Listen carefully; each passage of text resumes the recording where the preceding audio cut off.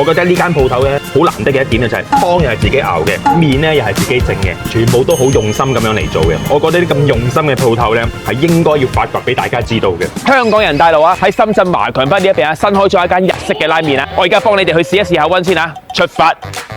天下無雙麵擺一放咗12分鐘，如果未上台咧就全單7折啦。對菜品有任何不滿即刻換啊！全店唔收任何服務費啊！哇，正啊呢啲，我整入到去點樣食都話唔好食啊！睇佢點樣。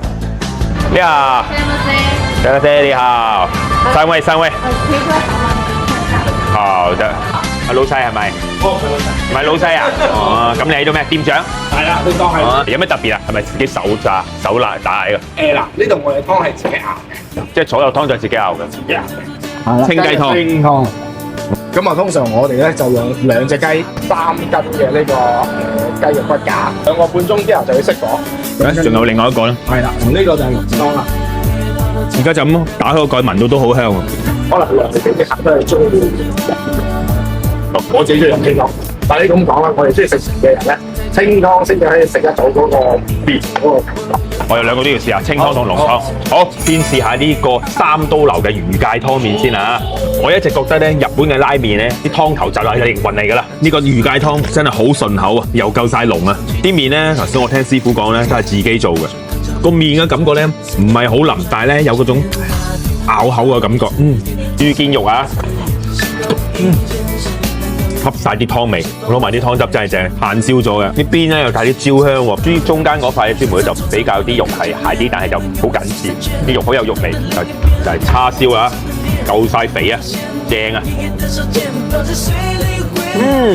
哇！呢個油脂真係正，個人推介3個裏邊我最中意食呢個。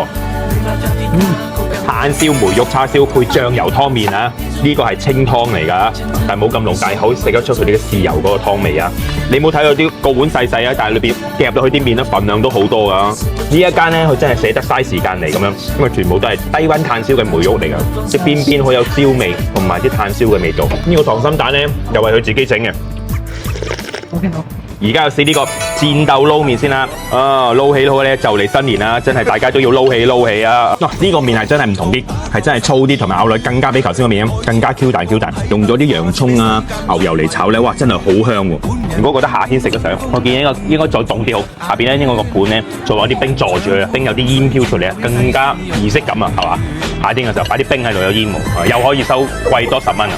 今日一共消費3個麵，之後仲有個章魚小丸子，大概150幾蚊。我最中意嗰個咧就係三刀流嗰個魚介湯啊，嗰個真係總體嚟講咧，呢間拉麵店咧真係值得一試㗎嚇！下集更精彩。